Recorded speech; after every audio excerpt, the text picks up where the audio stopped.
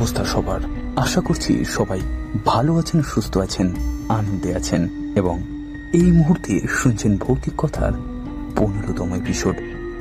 তো হ্যালো, আমি শুভম আছি আপনাদের সাথে এবং আজকের এপিসোডে ঘটনা পাঠিয়েছেন সৌম্যদীপ গড়াই, পূর্ব বর্ধমান থেকে। ঠিক যেমন করে লিখে পাঠিয়েছেন ঠিক তেমন করেই উপস্থাপন করার চেষ্টা করছি। হ্যালো, আমার নাম সৌম্যদীপ গড়াই, পূর্ব বর্ধমান থেকে আপনার কাছে ঘটনাটি লিখছি। ঘটনাটা বছর 5 আগের। করোনা তখনও তার করাল গ্রাসের ভয়ঙ্কর থাবা বিস্তার করেনি। এই অধমের নিবাস দুর্গাপুরের বিজন টাউনশিপে। দুর্গাপুর মানে বিধাননগর দুর্গাপুর নয়, পশ্চিম বর্ধমানের দুর্গাপুর। একে অনেকটা মিনি কলকাতাও বলা যায়। এটি একটি শিল্পাঞ্চল। দুর্গাপুর ইস্পাত কারখানাকে ঘিরে গড়ে উঠেছে আমাদের দুর্গাপুর। তা এখানেই ঘটেছিল সেই রহস্যময় ঘটনাটি। না, কোনো কাল্পনিক ঘটনা আমি শোনাচ্ছি না। এ আমার জীবনে ঘটে যাওয়া অতীত, যা ছিল ভয়ঙ্কর, ভয়ানক, অতি প্রাকৃতিক, অলৌকিক। যখন আমার দিল্লিবাসী বড় মামা আমাদের বাড়ি এলেন, তখন ঘটনাটির সূত্রপাত। মামা বাড়িতে এলে কথাবার্তা শুরু হলো। এইভাবেই বেলা থেকে দুপুর, দুপুর গড়িয়ে বিকেল, বিকেল গড়িয়ে সন্ধে, সন্ধে গড়িয়েই সেই ভয়ঙ্কর কালরাত্রি একসময় চলিয়ে এলো। আমার মামা ছিলেন মদ্যপায়ী। আকণ্ঠ পান না করলে তার চলত না। সেদিন রাত্রে মেহফিল সাজিয়ে তিনি বসেছিলেন, গল্প করছিলেন আমাদের সাথে। সদ্য ছেলের বিয়ে দিয়েছেন, নাতি নাতনি দেখার তার প্রবল ইচ্ছে। তার গল্পে এসবই আসছিল বারবার। আমার সেই সময় বিরক্ত লাগছিল। মাতলামো জিনিসটা আমি পছন্দ করি না। যাই হোক, ঠিক এই সময় উনি ঠাস হয়ে পড়তে পড়তে আমার দিকে হাতটা বাড়িয়ে দিলেন। আচমকা এরকম অবস্থার জন্য আমি প্রস্তুত ছিলাম না। উনি মুখ থুবড়ে পড়ে গেলেন, আর উঠলেন না। 5 মিনিটের মধ্যে সব শেষ, সেরিব্রাল অ্যাট্যাক। এর কিছুক্ষণ পর থেকেই শুরু হলো আমার দুর্ভাগ্যের সূচনা। মামার বডিটা যখন ওঠানো হলো, দেখা গেল তার কপালে বড় একটা ক্ষত এবং তা থেকে চুইয়ে চুইয়ে রক্ত পড়ছে। নাকটাও ফেটে রক্তের একটা সরু ধারা বেরিয়ে এসেছে। তখনও আমরা জানি না শরীরে আর প্রাণ নেই।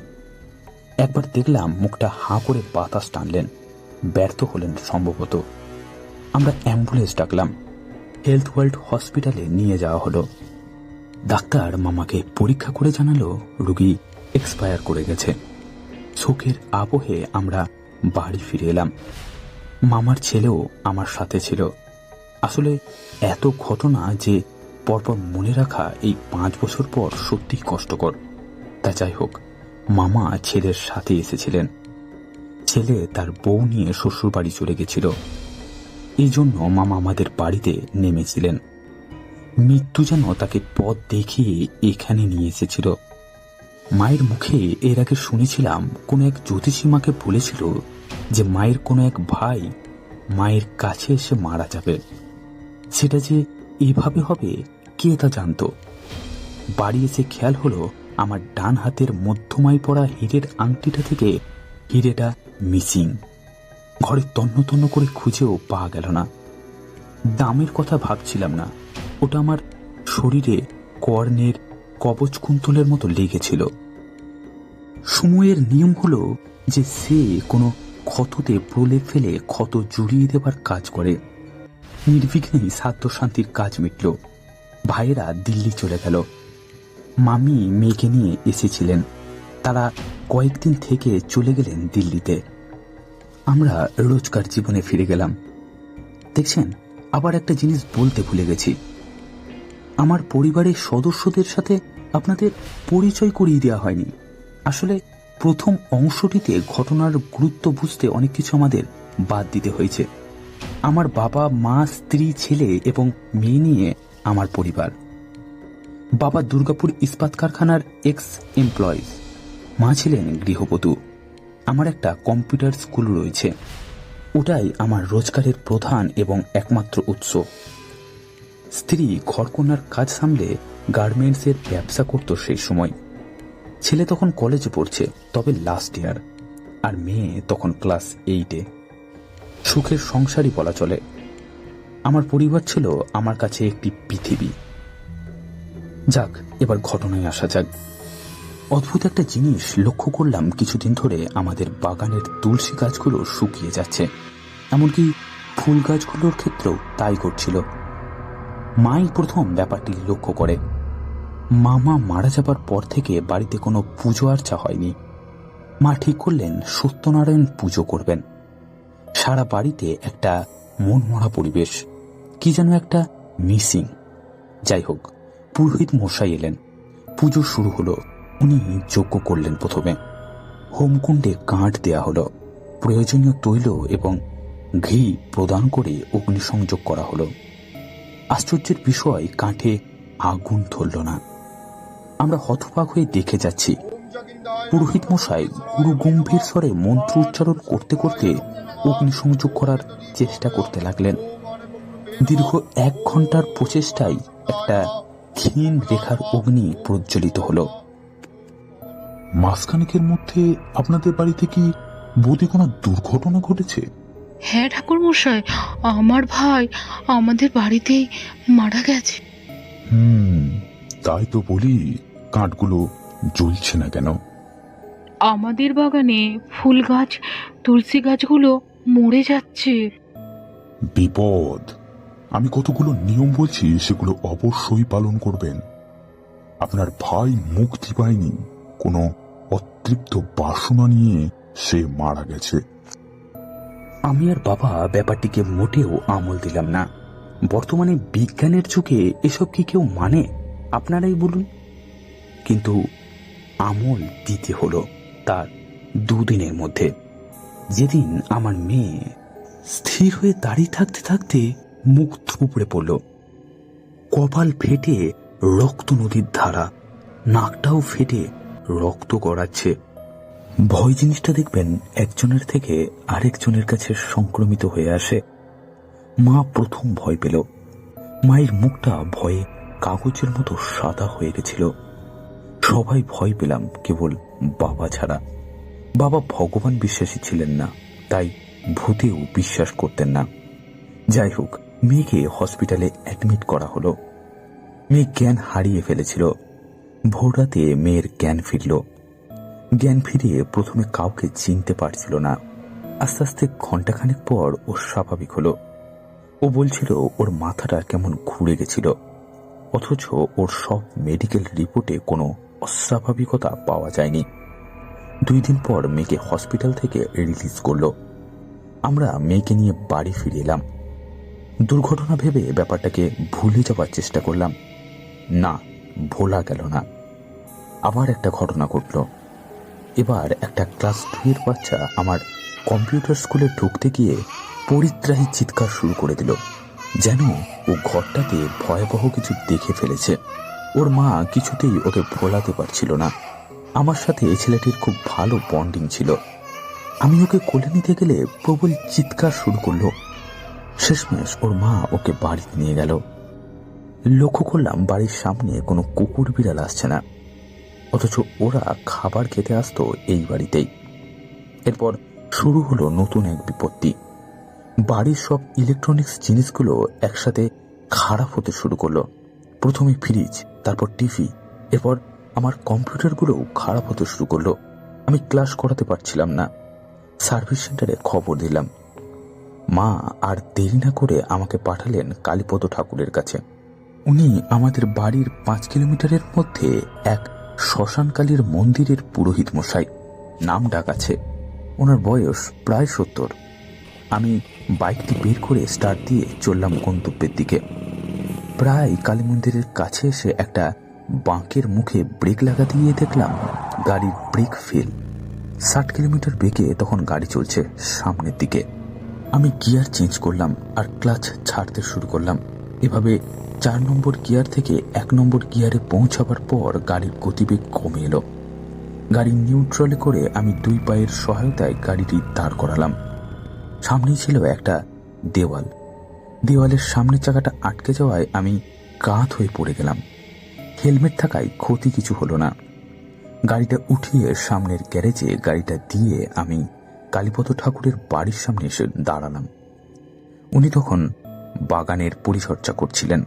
আমাকে দেখে ওনার ভুরুজোড়া কুঞ্চিত হয়ে উঠল। ঠাকুরমশাই, আসতে পারি? কি হয়েছে? খুব বিপদ বাড়িতে, আপনি একবার চলুন, বাড়ি থেকে ডাক পাঠিয়েছে। ওনাকে আমার বাড়ির ঠিকানা আর ফোন নাম্বার দিয়ে আমি গ্যারেজ থেকে গাড়িটা নিয়ে বাড়ি ফিরে এলাম। কালীপদ ঠাকুর পরের দিন বাড়িতে এলেন। আমাদের কাছে পুরো ঘটনাটা শুনে গোটা বাড়ি এবং বাড়ির চারপাশটা ভালো করে পর্যবেক্ষণ করলেন। মা ঠাকুরমশাইয়ের জন্য চা নিয়ে এলেন। উনি চা নিয়ে সোফায় বসলেন। উনি কোনো অতৃপ্ত বাসনা নিয়ে মারা গেছেন, তাই উনি মুক্তি পাননি। আপনাদের কাউকে না কাউকে উনি টানার চেষ্টা করছে, তবে গিয়ে ওনার আক্রোশ মিটবে। সবসময় মায়ের নাম জপ করুন, বাঁচালে উনি বাঁচাবেন। আমি আপনাদের জন্য মহামৃত্যুঞ্জয় কবচ বানিয়ে দেব, তবে তার জন্য 15 দিন সময় লাগবে, কারণ 1,00,000 বার মন্ত্র জপে কবচ বানাতে হয়। এই কয়দিন শুধু মায়ের নাম জপ করুন। ঠাকুরমশাই তার নিদান দিয়ে যেতে যেতে বললেন, আমার 1,00,000 জপের পুণ্য নষ্ট হলো আপনাদের বাড়িতে প্রবেশ করে। নেহাত আপনার মা আমাদের কালীবাড়িতে নিতান্তই যাতায়াত করেন, তাই আমি ওনার কথা ফেলতে পারিনি। আপনাদের বাড়ির বাগানে আমার পা আটকে যাচ্ছিল। আমি কিংকর্তব্য বিমূঢ় হয়ে ঠাকুরমশাইয়ের দিকে তাকিয়ে রইলাম। এর দিন দিনে গড়াতে না গড়াতেই হঠাৎ করে কালী ঠাকুরের ছেলে গেটের বাইরে থেকে ডাকাডাকি শুরু করলো। পরনে কাছা, কোমরে কুর্সের আসন। কালী ঠাকুর মারা গেছেন? আমি বেরিয়ে ওকে ভিতরে রাখলাম। না না, বাবার বারণ আছে, ঢোকা যাবে না। ঠাকুরমশাইয়ের কি হয়েছিল? Cardiac arrest. এই নিন এই কাগজটা, এতে কিছু মন্ত্র আছে। সামনের অমাবস্যাটা খুব সাবধান। আপনারা সবাই সাবধানে থাকবেন ওই দিন। আপনাদের মধ্যে যে সব থেকে দুর্বল তার সেদিন বিপদ বেশি। বাবা বলে গেছেন ওই দিনটা কাটিয়ে দিতে পারলেই আপনাদের বিপদ কেটে যাবে। ওই দিন গোটা সময়টা পারলে এই মন্ত্রগুলো জপ করে যাবেন। এটা মহামৃত্যুঞ্জয় মন্ত্র। লোকটি কাগজটা দিয়ে যেন পালিয়ে বাঁচল। আমি কাগজটা নিয়ে ধীরে ধীরে ঘরে ঢুকে গেলাম। অবশেষে চলে এলো সেই ভয়ঙ্কর দিনটি। আমি বাড়িতে কাউকে এটা বলিনি। শুধু শুধু আতঙ্কিত হবে সবাই, এটা বুঝেছিলাম। আমার আর মেয়ের তেমন বিপদ নেই। ব্যাপারটি যদি সত্যি হয়ে থাকে তো আমাদের টার্গেট সে অলরেডি করে ফেলেছিল। কিছু হয়নি, বাকি রইল আমার মা, বাবা, স্ত্রী এবং পুত্র। সেদিন আমি সারাক্ষণ ধরে মন্ত্রগুলো জপ করে যাচ্ছিলাম। সকাল, দুপুর, বিকেল গড়িয়ে রাত্রি নামল।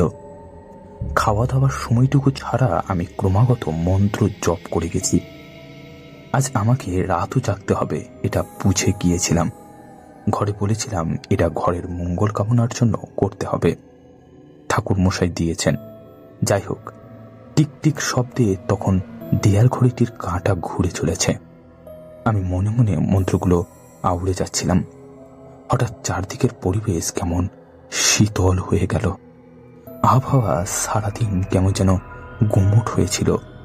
হালকা ঠান্ডা বাতাস বইতে শুরু করছিল সেই সময়। হয়তো দূরে কোথাও বৃষ্টি পড়ছে। আমাকে কাল ঘুমে পেল। আমি ঘুমিয়ে পড়লাম। কতক্ষণ ঘুমিয়েছিলাম মনে নেই। হঠাৎ একটা ঝাঁকুনিতে ঘুমটা ভেঙে গেল। দেখি পুত্র আমায় কম্পিত স্বরে ডাকছে, বাবা, দাদাই কেমন করে যেন শুয়ে আছে, নাড়লেও উত্তর দিচ্ছে না।